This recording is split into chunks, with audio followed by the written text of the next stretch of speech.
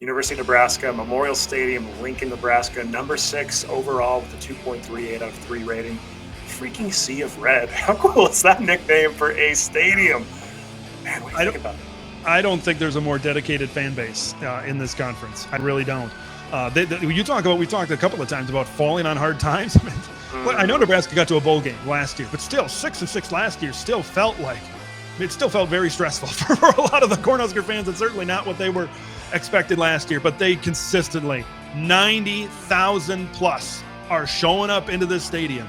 Even when a couple of years ago, when you had the greatest 3-9 team of all time in 2021, or you have these Scott Frost teams that find ways to lose at the end of this game. And I know the Matt Rule era is certainly off to a okay start, certainly not maybe the best that they're looking for, but I mean, that atmosphere, I was not there, but that game against Colorado, that certainly looked like it had some juice to it as well. And it's a tough place to play. I think it'd be nice, because I think a lot of people if you look at it from 40,000 feet from the conference, I think a lot of people, specifically in the Big Ten office in Chicago, are hoping that Nebraska really at least gets back an 8-win team or a 9-win team, because you can really come up with some big-time environments, and especially for those folks in those TV offices. They want Nebraska, I think, to be on a bigger stage so they can really showcase this fan base, so they can really showcase this great stadium. But man, going back to their days in the Big 12 and even early Big 10, when they were winning 9 games, when they were winning 10 games under Bo Pelini,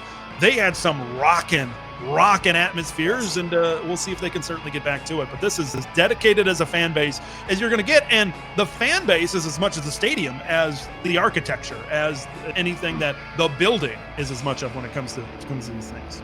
So 5-year average home attendance, approximately 90,000. You mentioned it. Capacity for 2024, 102%. Yep. Standing room only.